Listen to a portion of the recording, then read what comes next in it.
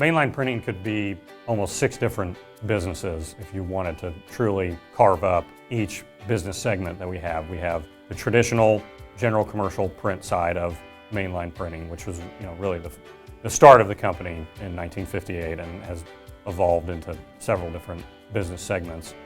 We have a full cut and stack label component for the packaging industry. We have Mainline Holographics, which was brought into the company in 1996 when my father bought a company in Lawrence, Kansas, and eventually integrated them into the Mainline business. There's Mainline Digital, which is a full fleet of toner presses and fulfillment operations. And then there's also now Mainline Signs, which is more of wide format signage, banners. My grandfather, George Parker, bought into Mainline in the mid-1980s, and my father, John Sr., bought out the company from him in the early 1990s. And it's a true family business, which I think a lot of customers enjoy working with us for that reason. There's no layers of decision making and people to give you the runaround. You're going to deal directly with the people that own and run the company.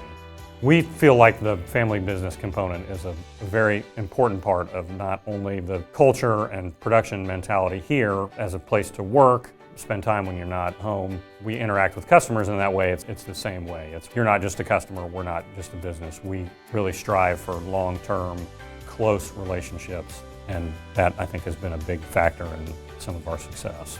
The 2 big investments that we have made in 2021 and upcoming in 2022 are a new Komori Advanced 6-color 40-inch press, and the primary target for that machine was packaging, trading cards, but also some general commercial work.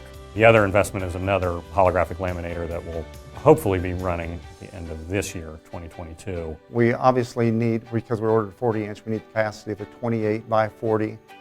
We also needed the capacity of running thin stocks up to thick stocks.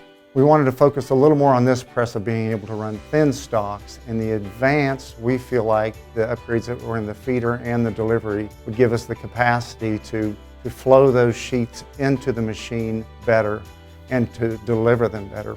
The delivery on the advanced does give us some advantage with air control, and with sheet delivery, everyone knows that a good release at the grippers is important, but then air control after that to float the sheet down for the joggers to hit it at the right time and to make that perfectly smooth stack. It's really about air management. I have a great friend at Komori, Dave Cott, who was on the installation of our first press in 1989. If I have an issue, Dave is quick to just help me with that issue. Komori does not ask me for a PO when I call and say, I need to speak to an electrician or I need to speak to a mechanic to figure out a problem. We have a great relationship. They know we're going to work it out. We're smart on this end. They're smart on their end, and we get through issues quickly. The sad thing is I don't get to speak to Dave a lot because we just don't have that many issues. Komori as a manufacturer has kept up with what we've needed as our business has changed and grown over the years, whether it's equipment for specialty labels, whether it's even having inventory available in the United States, to designing custom presses. Komori has been the best fit for what we need as a general commercial printer that has morphed into more of a kind of packaging, general commercial, digital. They've had the answer for everything, including UV, LED, and just our latest press was just a normal 4-color process machine. It's been the best fit for us as our company has changed and grown.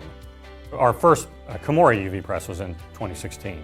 The need there was Mainline Printing is one of Mainline Holographics' biggest customers, so we're doing things like printing on metallized polyester, lots of plastics, trading cards are all, you need the full UV. The next press that we bought after that in 2018 was an LED UV press there. That has been fantastic for not only just normal paper printing, but we run the same silver metallized polyester plastics. And the newest press, the advanced GL640, it's a traditional 6-color conventional press, which we looked at all our impression counts, impressions by product. It was pretty clear we just needed a regular conventional press, and it's been fantastic.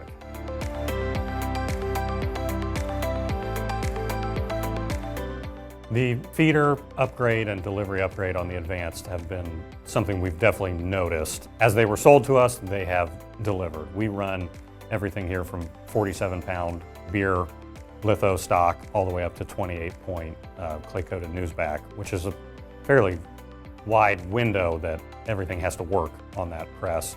And so far it's been everything we thought it would be in terms of getting sheets through, delivering them in a neat pile, and it's been fairly seamless. One of the keys for us is we are able to run different jobs on different presses at different times, and the quality expectations from our customers are all exactly the same. There's no allowance for this press is 5 years old, this press is brand new. They're looking for a printer to provide a solution, which is to get something done. And for us, the long-lasting quality of a Komori press as it ages, that's been an important decision for us to continue to run Komori machines. Labor is our biggest challenge right now, and I think that's true of not only every printer, but every manufacturer in the world. There are a few things that we've done to try to get around that. One is encourage our employees to recruit people who they know are looking for a job or looking to make a change.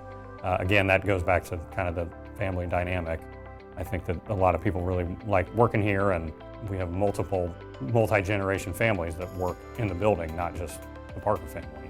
The other thing is it's all about training. How quickly can you get someone to work as a press helper on the feeder side and eventually and quickly move them over to operator. The Komori equipment we found that's been a very easy transition for people who want to work and understand how the press works, have a mechanical aptitude, and that is our goal, to get someone from a press helper to a press operator as quickly as possible. From the operator point of view, any operator can run any Komori down there, and we can take any one of those operators and move them in between machines, and they can efficiently run those, and that is huge to us, to be productive with one operator moving in between machines if we have to do that for any reason. And we really understand how Komoris work, so we can keep them up and going. As we've grown, we've looked at different press manufacturers, and every time we keep coming back to Komori as a slam dunk decision to bring in another machine. A good representation of the labor challenges that we face is you have to continuously evaluate how you can get more throughput with the same number of employees. And so one of the things we always look at is how can we take two machines and combine them into one larger machine and combine the two crews, because the hiring challenges that are out there are very real. And so that's another reason why you have to invest in more technology, more speed, more automation. And we feel like every time Komori fits that bill. We've had the president of Komori from Japan visit this facility, and they're invested in us continuing to grow, which is not always the case with every equipment manufacturer or vendor or customer or whatever. We feel like they go above and beyond to take care of us, and we're grateful for that.